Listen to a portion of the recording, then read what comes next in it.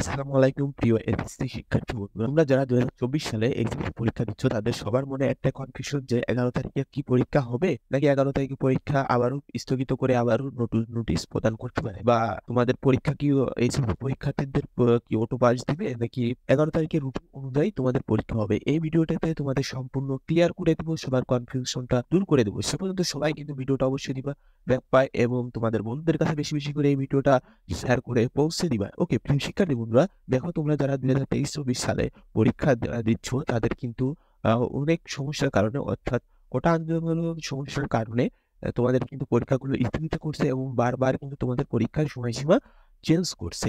অর্থাৎ আমাদের কিছু না হলেও 6 থেকে 7 বার তোমাদের পরীক্ষা স্থগিত করে নতুন নোটিশ দিয়েছে।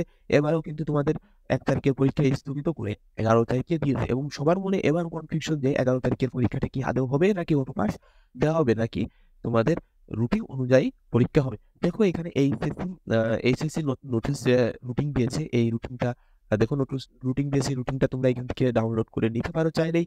এবং দেখো এখানে যতগুলো রুটিন নোটিশ আছে প্রত্যেকটা সবগুলো রুটিন কিন্তু এখানে রয়েছে। ওকে শিক্ষার্থী বন্ধুরা, দেখো এতগুলো, অর্থাৎ 1 2 3 4 5 6 7 8 9 9 বার হচ্ছে তোমাদের পরীক্ষা স্থগিত ঘোষণা করেছে। এই 9 বারের পর লাস্ট আরেকবার দিয়েছে, যেটা হচ্ছে 11 তারিখে।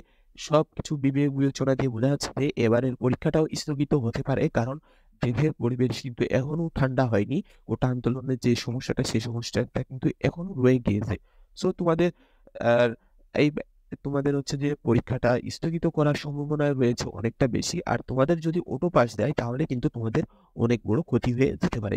কি ক্ষতি হতে পারে সে বিষয়ে নিয়েও আলোচনা করব। দেখো তোমাদের নতুন নোটিশটা আমি একটু দেখাই। এখানে তোমাদের নতুন নোটিশে 11 তারিখ থেকে পরীক্ষার কথা শুরু হয়ে গেছিল। এখানে সেই সময়সূচিতে 11 তারিখ থেকে রয়েছে প্রথম পরীক্ষা, রয়েছে ভূগোল দ্বিতীয় পত্র। অর্থাৎ যারা আর্টসে আছো তোমরা কিন্তু এখন থেকে প্রস্তুতি নিয়ে যাও।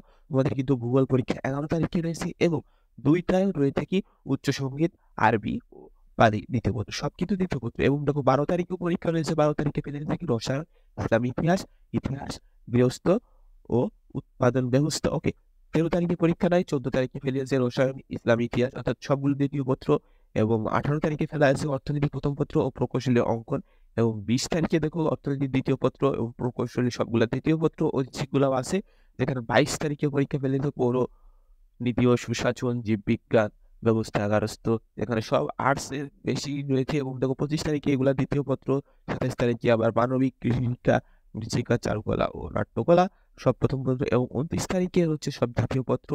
1 তারিখে গিয়ে ইসলাম শিক্ষা ও উচ্চতর গণিত। এবং তোমাদের লাস্ট পরীক্ষা হচ্ছে কয় তারিখে? 8 তারিখে, 8-9 অর্থাৎ সেপ্টেম্বরের 8 তারিখে তোমাদের পরীক্ষা হচ্ছে, যেটা হয়েছে কি ফিনান্স, ব্যাংকিং ও বীমা দ্বিতীয় পত্র, শিশু বিকাশ দ্বিতীয় পত্র। ওকে, আর এদিকে 2টা রয়েছে সমাজ বিজ্ঞান দ্বিতীয় পত্র, সমাজকর্ম দ্বিতীয় পত্র, ক্রিয়া দ্বিতীয় পত্র। এই হলো তোমাদের নতুন রুটিন। ওকে প্রিয় শিক্ষার্থী বন্ধুরা, দেখো আমি বলতে চাইছিলাম যে তোমাদের হচ্ছে যে যদি অটো পাস দেয় তাহলে কি সমস্যা হতে পারে। অটো পাস দিলে তোমাদের চাকরির ক্ষেত্রে কিন্তু অনেক প্রকার সমস্যা হতে পারে, অনেক প্রভাব পড়তে পারে। কেননা একটা মানুষ পড়াশোনা করে পাস করা আর অটো পাস করে পাস করা কিন্তু অনেক আকাশ পাতাল তফাৎ, বুঝতে পারছো প্রিয় শিক্ষার্থী বন্ধুরা। এই হলো অটো পাস করার। আর অটো পাস না হয়ে যদি তোমাদের পরীক্ষা হয় তাহলে পুনরায় রুটিন অনুযায়ী কিন্তু তোমাদের পরীক্ষা হবে।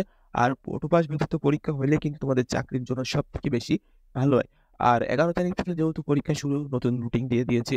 আর এই সবাই হচ্ছে পরীক্ষাগুলো প্রস্তুতি নাও, পড়াশোনা করো। আর আমাদের হচ্ছে যে চ্যানেলে কিন্তু এইচএসসি পরীক্ষার যেই সাজেশনটা, শর্ট সাজেশন দেওয়া হয়, তোমরা চাইলে কিন্তু আমাদের ইউটিউব চ্যানেলটা সাবস্ক্রাইব করতে রাখতে পারো, তাহলে সবার আগে শর্ট সাজেশনটা তোমরা পেয়ে যাবে।